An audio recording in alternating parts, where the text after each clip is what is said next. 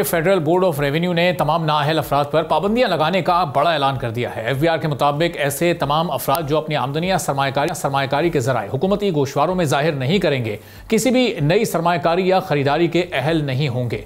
इसका मतलब यह है कि नाअहल अफराद अब ना तो महंगी गाड़ियां खरीद सकेंगे और ना ही किसी जायदाद की मिल्कियत हासिल कर सकेंगे।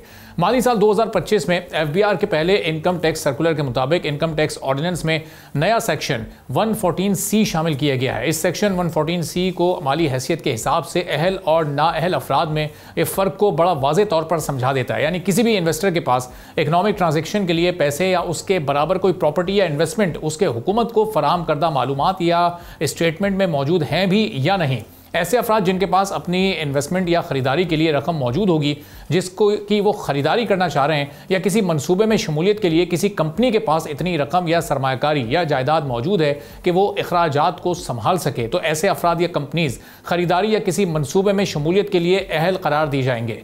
एफबीआर ने वसाइल की मजीद वजाहत करते हुए बताया कि अगर इन्वेस्टर या किसी शख्स के पास इन्वेस्टमेंट का 130% मौजूद हो, वो उसके अहल होने के लिए काफ़ी होगा। अगर किसी इकनॉमिक ट्रांजेक्शन में पहले से जाहिर शुदा असासों को शामिल किया जाए तो उनकी भी मुत्तफ़िका कीमत को इस कीमत में शामिल किया जाएगा। लेकिन इनफरादी तौर पर कोई एक शख्स इन्वेस्टमेंट करना चाहे तो उसके अहल होने में उसके वालिदैन, बीवी और बच्चे भी शामिल होंगे।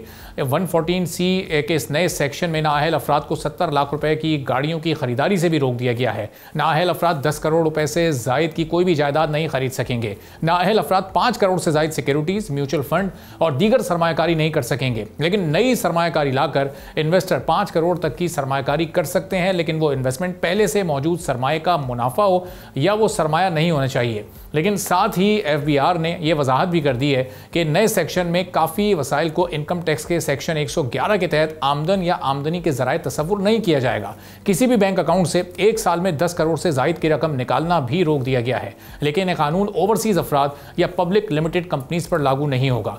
अब दूसरी तरफ हुकूमत का हम फोकस देखते हैं। वज़ीर आज़म शहबाज शरीफ ने एफबीआर को ब्यूरोक्रेटिक रुकावटें खत्म करने की हिदायत की है। एफबीआर ने वज़ीर आज़म को बताया कि मुल्क का टैक्स टू जीडीपी रेशो 23 साल में बुलंद तरीन सतह पर पहुंच चुका है। टैक्स टू जीडीपी रेशो 2024 में 8.83% था, जो अब 2025 में बढ़कर 10.24% हो गया है। एफबीआर ने जुलाई के महीने में टैक्स वसूली का हदफ मुकर्ररा हदफ था वो हासिल तो कर लिया है। वज़ीर आज़म ने कस्टम क्लियरेंस रिफॉर्म्स में टेक्नोलॉजी शामिल करने में ताख़ीर को कम करने और कारकर्दगी को बेहतर भी जोर दिया है। सब्सक्राइब करें और बेल दबाएं ताकि कोई खबर रह न जाए।